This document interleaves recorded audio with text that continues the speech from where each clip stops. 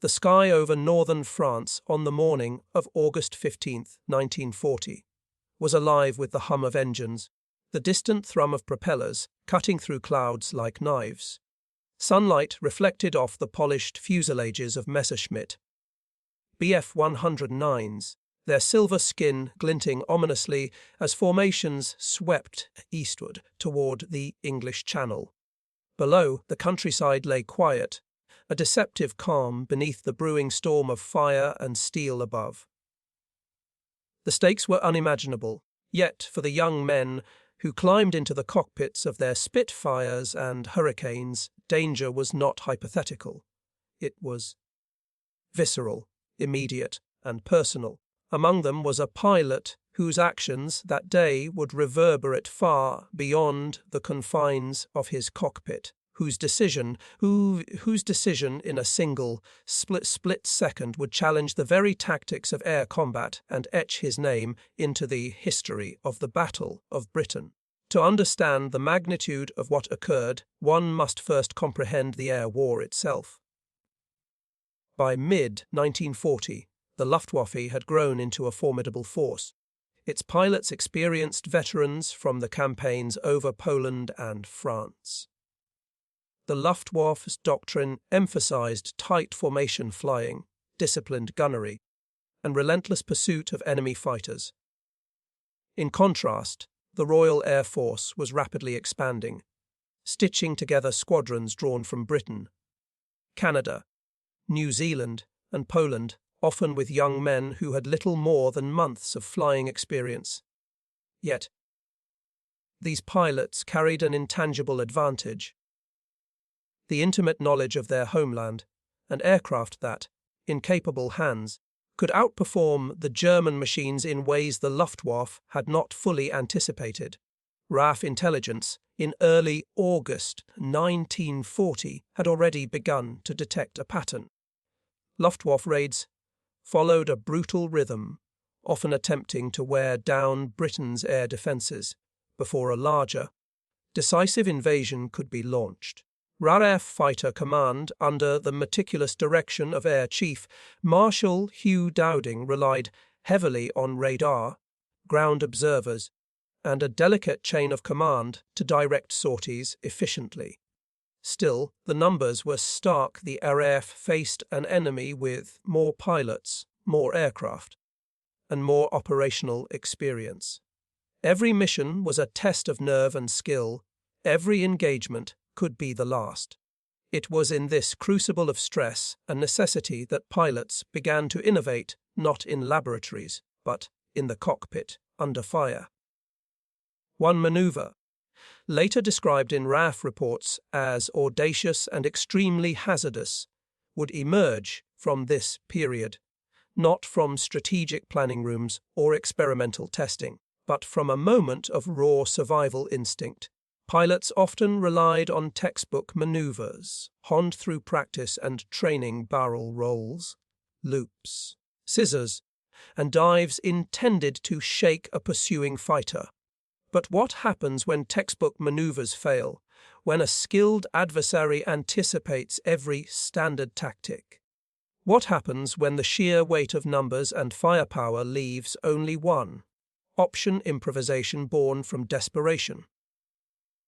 This particular pilot, whose name would later appear in both RAF and captured Luftwaffe documents, had flown numerous sorties over occupied France, Belgium, and the Channel ports. His comrades described him as steady under pressure, unusually observant, and capable of reading the air battle several seconds ahead, a skill that often meant life or death.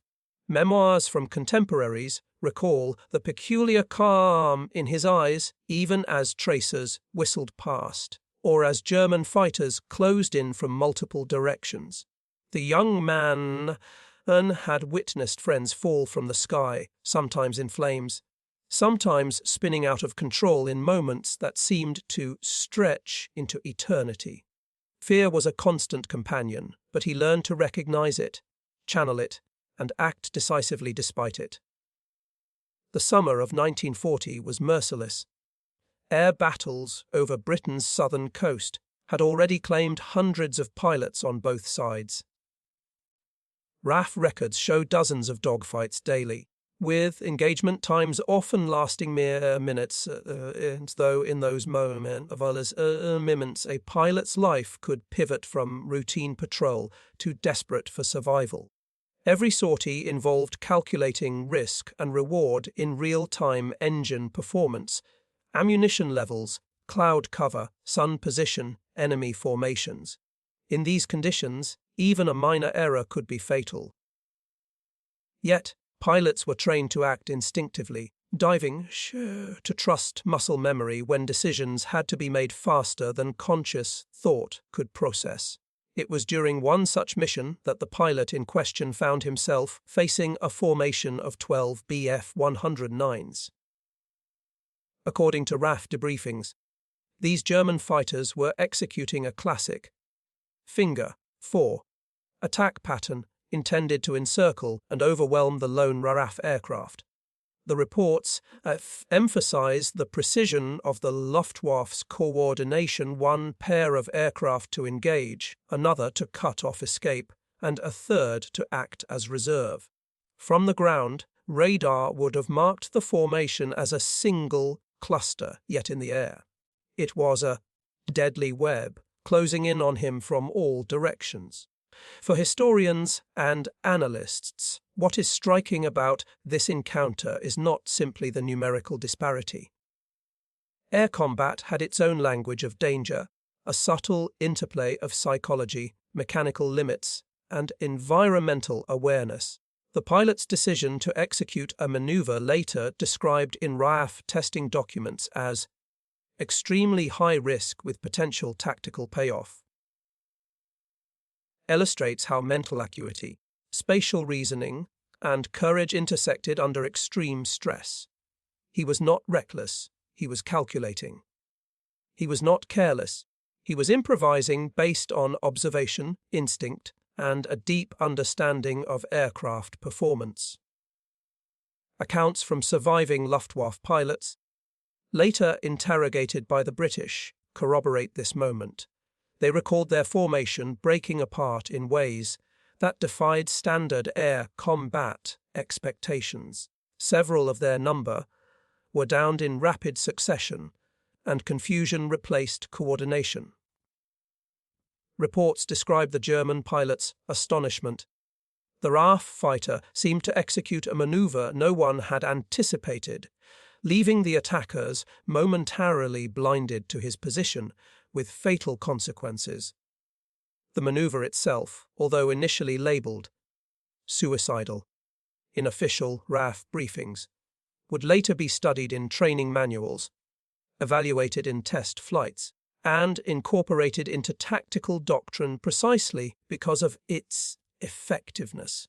By this point in the narrative, the audience must recognize the stakes. A single human decision, executed in a fraction of a second, can alter the course of a battle. It is not only a story of aircraft and firepower, but of perception, courage, and the mental resilience required to confront almost certain death. The psychological tension is palpable. The cold steel of the cockpit, the roar of engines, the smell of fuel and oil, the whistling of tracer rounds, all intertwined with fear, calculation, and survival instinct. And yet, even after this encounter, questions linger. How could one pilot survive against 12 experienced adversaries? What precisely was the maneuver? How did it defy both conventional tactics and the laws of aerial physics as understood at the time? These questions, lingering in the minds of those who would read the reports and memoirs, form the bridge into the next part of the story. A part where the daring act itself unfolds in detail, revealing not just the technical brilliance, but the human courage behind it. As we move forward, we will witness how one pilot's split-second decision not only altered the fates of 12 German fighters, but also influenced RAF tactical thinking for the remainder of the war, leaving a legacy in aerial combat doctrine that endured long after the Battle of Britain had ended. The skies, once a theatre of relentless chaos, would never look quite the same again. The morning of August 15th had already begun with the low drone of aircraft engines rising from the English Channel. The young RAF pilot, whose eyes scanned the horizon with practiced calm, had already flown multiple sorties that week. Vijfhoudsdutrin. Records from his squadron indicate that fatigue was beginning to weigh on the men. The physical strain of long hours in the cockpit, combined with the psychological toll of repeated combat, had left many on edge. Yet for this pilot, the fight was immediate, personal, and unavoidable. As the 12 Bf 109s approached, his first instinct was to assess their formation and relative positions. RAF debriefings emphasize that the Luftwaffe's finger for formation was particularly deadly against isolated aircraft. Each German pair moved with coordination honed from months of prior campaigns, intending to overwhelm by dividing attention and isolating their target. Standard evasive tactics, split S dives, barrel rolls, scissors maneuvers, would have offered temporary relief, but almost certainly would have led to him being surrounded and fired upon from multiple angles. The situation was dire. According to squadron reports and pilot memoirs, it was at this moment that he made the decision to execute a maneuver that would later be described in both RAF and Luftwaffe records as audacious, almost reckless, and beyond conventional doctrine.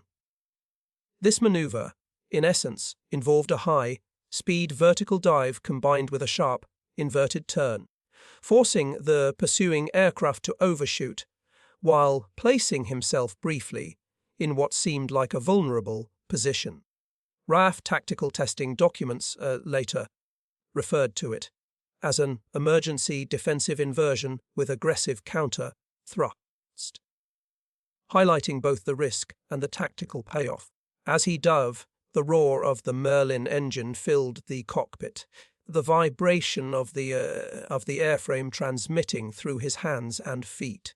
Memoirs from fellow pilots note that in these moments, sensory input becomes almost overwhelming. The wind ripping past the canopy, the heat of the engine, the occasional glint of sunlight off enemy fuselages, and the constant threat of gunfire. Observers on the ground would later describe seeing a Spitfire vanish momentarily into a cloud bank, only to reappear moments later in a different orientation, a phantom in motion. Luftwaffe reports, captured and later analyzed, confirm the chaos this maneuver induced. Pilots recalled their formation breaking apart unexpectedly. Those behind him suddenly found themselves overshooting their target, forcing abrupt, evasive action. Several aircraft collided or were forced to descend rapidly to avoid one another, creating a cascade of confusion. In the space of seconds, a dozen well-trained German pilots found themselves fighting not just the enemy aircraft, but the disruption of their own carefully rehearsed tactics. The results were immediate and deadly. RAF debriefings indicate that within minutes, multiple Bf 109s were hit and spiraling out of control. The pilot Spitfire remained structurally intact, though stressed by the high G maneuver. Squadron logs recorded the aftermath. 12 German fighters engaged, 12 disrupted, and several destroyed or forced to withdraw. The operation was so effective that Luftwaffe communications, intercepted by British intelligence, revealed astonishment and frustration among German pilots, some questioning how a single RAF fighter could neutralize such a numerical advantage. What made the maneuver extraordinary was not just the mechanical execution, but the psychological impact. Behavioral studies of air combat during WWII, particularly those recorded in the Air Ministry's wartime analysis, emphasize the effect of unpredictability on enemy decision-making. Pilots trained for structured engagements were disoriented by rapid, unorthodox maneuvers. The element of surprise amplified the lethal effectiveness of the pilot's decision. In effect, the human mind became a weapon alongside the aircraft's guns. Even more remarkable were the observations that followed this engagement. RAF engineers and flight testers reviewed the incident, comparing it with Spitfire performance charts. The maneuver, while dangerous at low altitudes, was technically feasible and reproducible with adequate speed and timing. Testing documents preserved in the RAF Museum archives note that it required precise control of throttle, rudder, and elevator inputs to maintain structural integrity and prevent a stall or spin.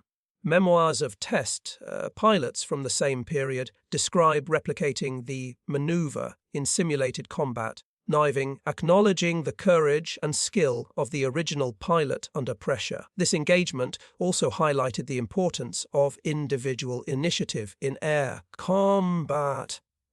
RAF doctrine had emphasized formation flying and command discipline, yet in moments of extreme danger, the ability of a pilot to improvise.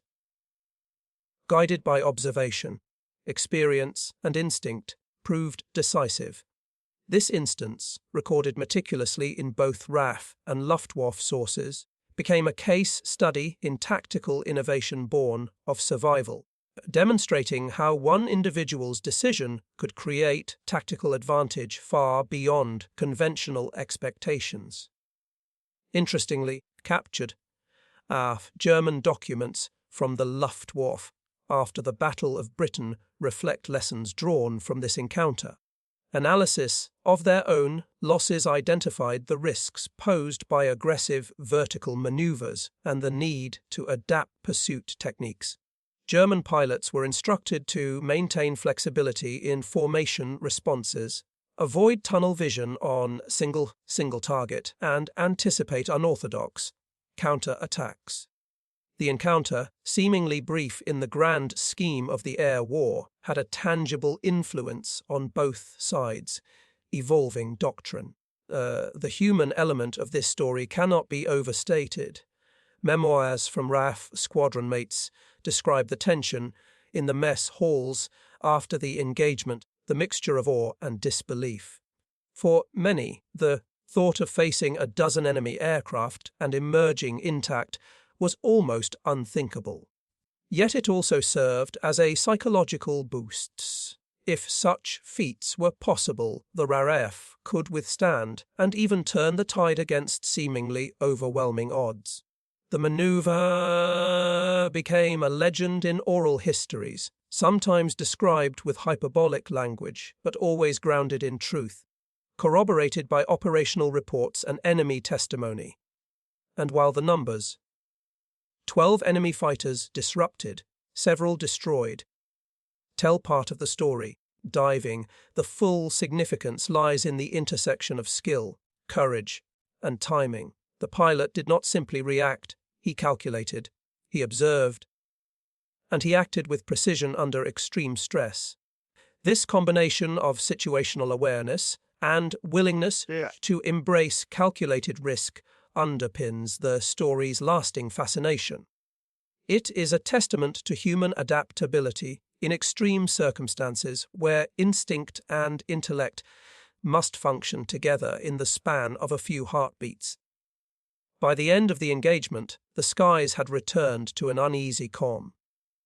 The young pilot, though physically exhausted and shaken by the sheer intensity of what had just occurred, had altered the course of that sortie, leaving a profound mark on both RAF tactical thinking and the operational mindset of the Luftwaffe.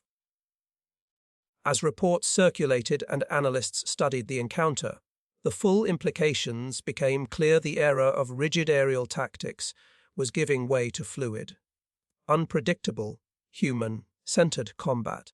One pilot's courage had demonstrated that sometimes survival and victory required defying convention entirely. By mid-morning, the engagement had transformed the airspace over northern France from a scene of structured formations into a chaotic tableau of broken tactics and spiraling aircraft. RAF intelligence reports from that day would later describe the encounter as exceptional in both daring and outcome, noting that one pilot had altered the numerical odds through skill and audacity alone. But the human cost, the stakes in flesh and blood, was never far from the minds of those in the cockpit. Flying at 20,000 feet, adrenaline pulsing, every instinct was on high alert. One wrong move could tear the aircraft apart, send him tumbling into enemy territory, or result in instant death from enemy guns. The maneuver, executed with near-perfect timing, had scattered the 12 Bf-109s. RAF debriefings confirmed that several German pilots were lost immediately, others forced to disengage entirely, and some wounded in the fuselage or wings. Captured Luftwaffe reports from survivors described the shock of encountering a fighter that seemed to dance unpredictably, a single Spitfire acting with a fluidity they had not been trained to counter. In moments like this, combat was not only physical but profoundly psychological. Fear, confusion, and disorientation became weapons as lethal as bullets. As he pulled out of the final inversion, the pilot had mere seconds to regain control, adjust throttle, and navigate back toward friendly lines. RAF technical manuals of the era highlight that extreme high-G maneuvers put immense stress on both the airframe and the pilot. Test pilots later noted that sustained maneuvers of this type could result in structural failure or blackouts. The courage required to commit to such an action under fire was extraordinary, yet it was informed by experience, precision, and the mental discipline of pilots who had trained for months under rigorous conditions. The engagement's ripple effect extended beyond that single mission. Squadron reports show that the Luftwaffe became more cautious in subsequent encounters, wary of aggressive, unorthodox RAF tactics. Within weeks, intelligence briefings and captured documents prompted a shift in German approach to pursuing lone RAF fighters, especially over the Channel and occupied France. Meanwhile, RAF pilots began to experiment under controlled conditions with similar maneuvers, integrating elements of surprise, vertical inversion, and rapid counter thrust into tactical manuals. What had begun as instinctive self-preservation gradually became a documented element of fighter doctrine, demonstrating how one individual's ingenuity could influence the broader course of the air war.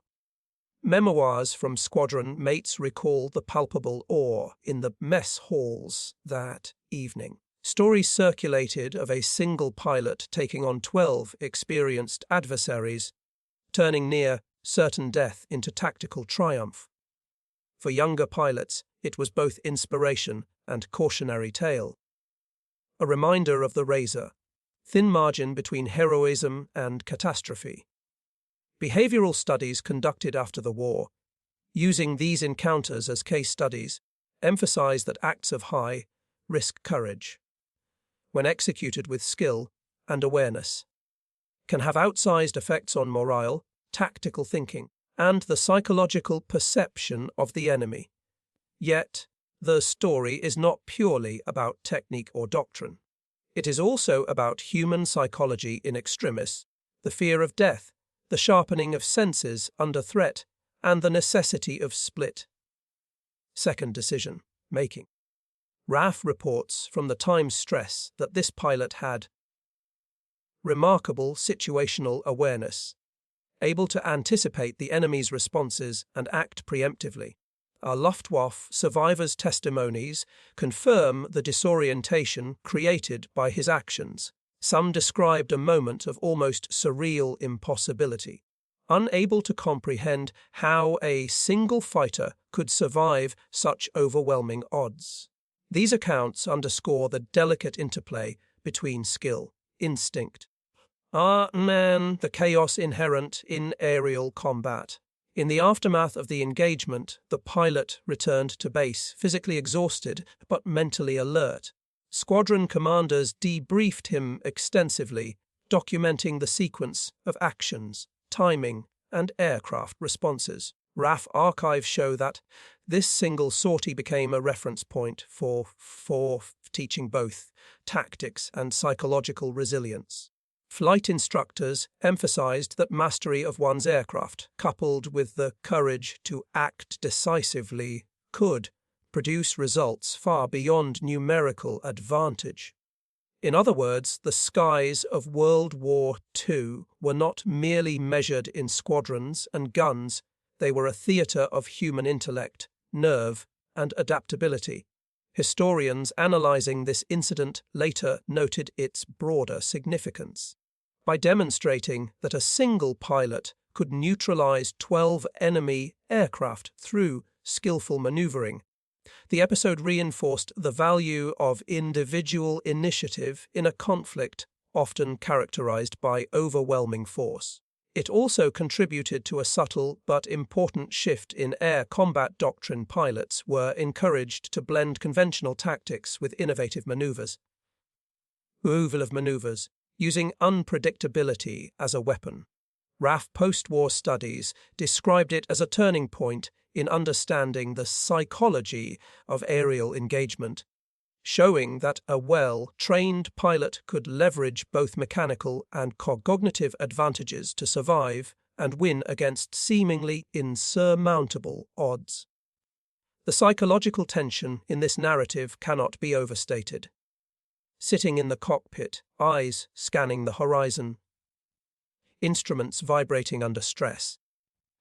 The pilot's focus narrowed to a single point: survival through mastery of both machine and mind. The roar of engines, the scent of oil and exhaust, and the distant reports of enemy fire created an environment in which courage was inseparable from acute perception and split-second calculation. Every heartbeat mattered. Every decision counted. By the time he landed, the emotional toll was as profound as the physical relief.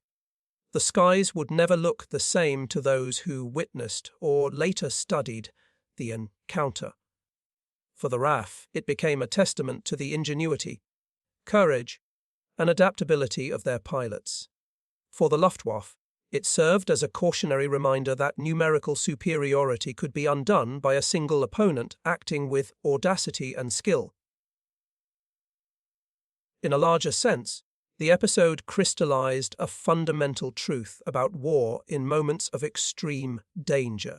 Human initiative and psychological resilience can determine outcomes that rigid doctrine alone cannot. As the sun set over the Channel, the memory of that morning remained etched in the minds of those who lived it. The roar of 12 fighters, the split-second decisions, the whirring engines and tracer fire, and the uncanny calm of a single pilot navigating near certain death, all converged into a story that would echo through RAF training manuals, Luftwaffe reports, and the memoirs of those who survived. It was a story of fear transformed into precision, danger turned into tactical advantage, and human courage proving decisive in a war that often seemed dominated by machines. In the end, the lesson of that day is enduring. One pilot, facing 12 enemy fighters, changed the dynamics of air combat forever. Not through luck, not through brute force, but through calculation, courage, and an unflinching willingness to act decisively when the margin between life and death was razor thin. The air war of 1940 was brutal and relentless, yet in the chaos, human ingenuity shone through, leaving an indelible mark on the history of aerial warfare. And as historians, pilots, and enthusiasts look back, the memory of that maneuver remains a testament to, sometimes, the extraordinary arises not from strategy alone, but from the singular bravery of one individual, confronting impossible odds and prevailing.